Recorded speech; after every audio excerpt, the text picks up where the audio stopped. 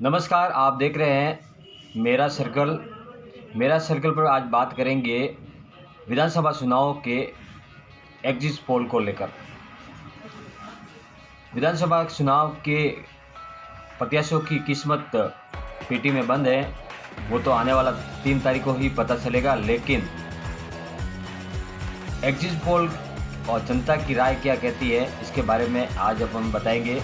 पाली जिले में 1980 में आखिरी बार सभी सीटों पर क्लीन स्वीप करने वाली कांग्रेस को बड़े अरसे के बाद इस बार खाता खुलने की उम्मीद जगी है।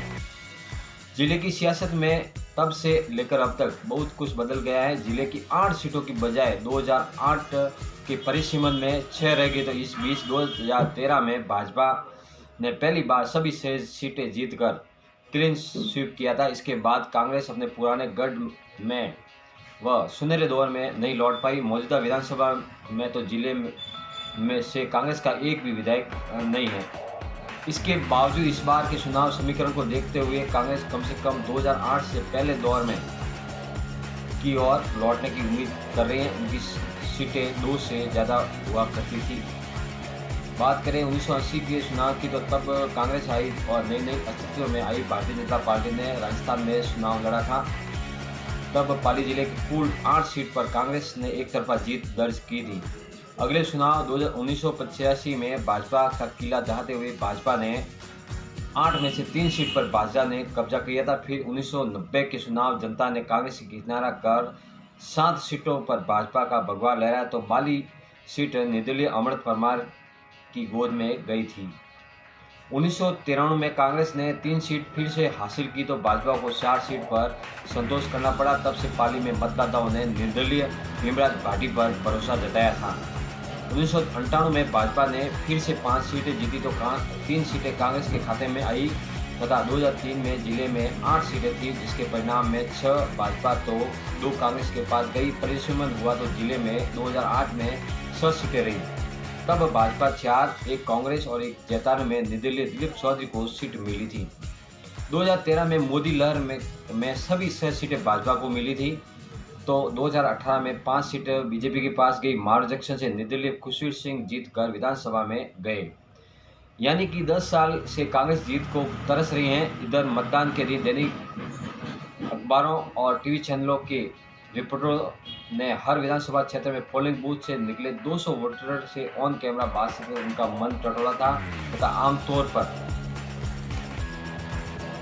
साइलेंट चुनाव में पाली सीट के मतदाता मुख्य रूप लिया। चुनाव विश्लेषक और कांग्रेस उम्मीद कर रहे हैं कि 10 साल बाद जिले में खाता खुल सकता है।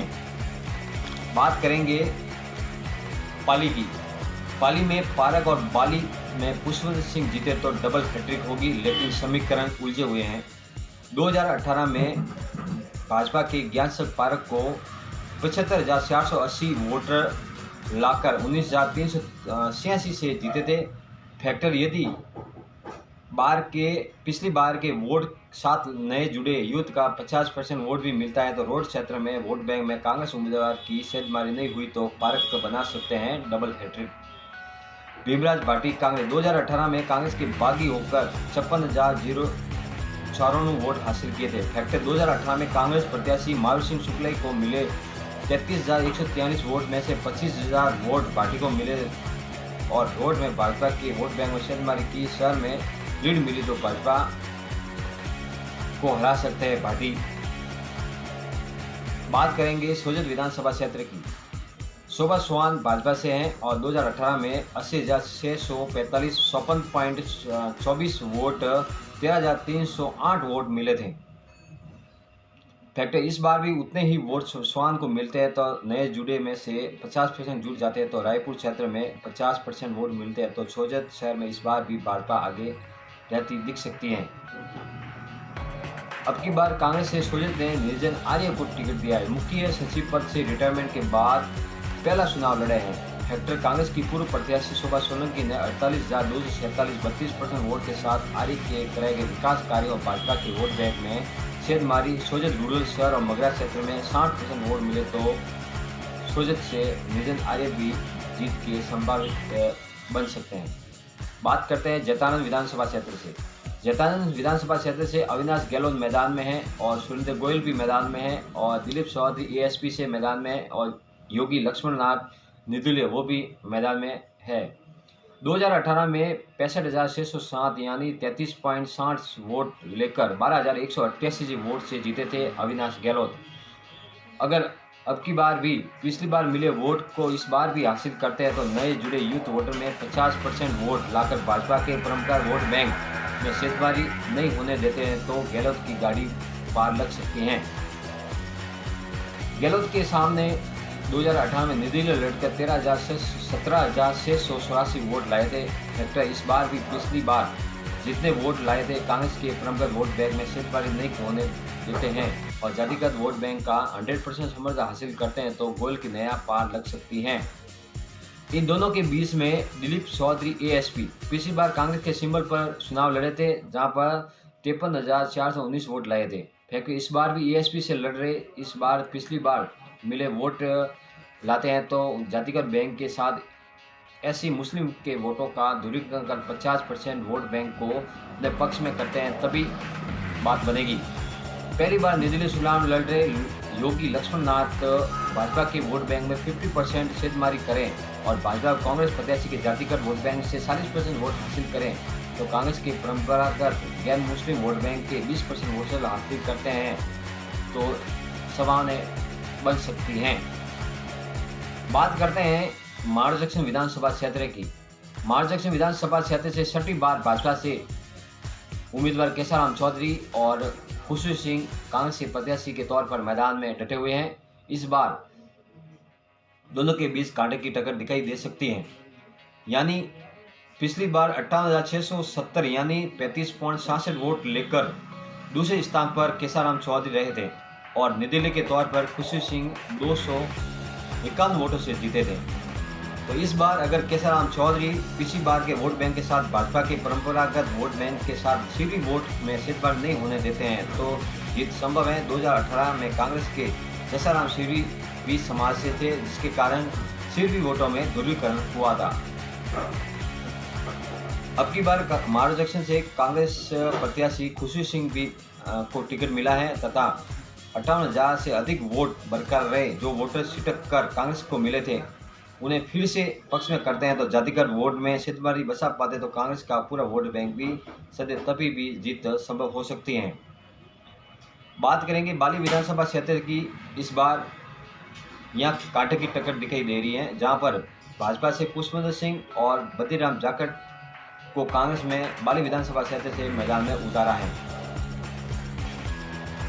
पिछली बार 96,238 49% पिछली वोट लेकर 28,187 वोट से पिछली बार पुष्पेंद्र सिंह राणावत बाली विधानसभा से जीते थे तथा 2018 में मिले वोट को बरकरार रखते हैं और नए जुड़े यूथ का समर्थन हासिल करते हैं तो भाजपा के परंपरा सिरवी और आदिवासी समाज में साथ जनवा वोटर में सेधमारी नहीं होने देते तभी राह आसान होगी। इस बार पूर्व सांसद पहली बार विधानसभा चुनाव लड़ रहे हैं बद्रीराम जाखड़ जिसको पाली जिले के बाली विधानसभा क्षेत्र से मैदान में उतारा है। पिछली बार एनसीपी के वोटों में जातिगत ध्रुवीकरण थी। सिरवी देवासी जनवा वोटों में सेधमारी यदि 60% से ज़्यादा सेधमारी कर एसटी को वोट पाते हैं तो परिवर्तन का मुद्दा काम करेगा तभी राह आसान होगी। और सुमेरपुर विधानसभा क्षेत्र से बात करेंगे तो इस बार सुमेरपुर विधानसभा क्षेत्र से जोराराम कुमावत और हरिशंकर मेवाड़ा मैदान में है। पिछली बार की बात करें तो 96,617 वोट लाकर 32,982 वोटों से रिकॉर्ड तोड़ जोराराम कुमावत ने भाजपा से जीत दर्ज की थी तथा मोदी लहर भी थी।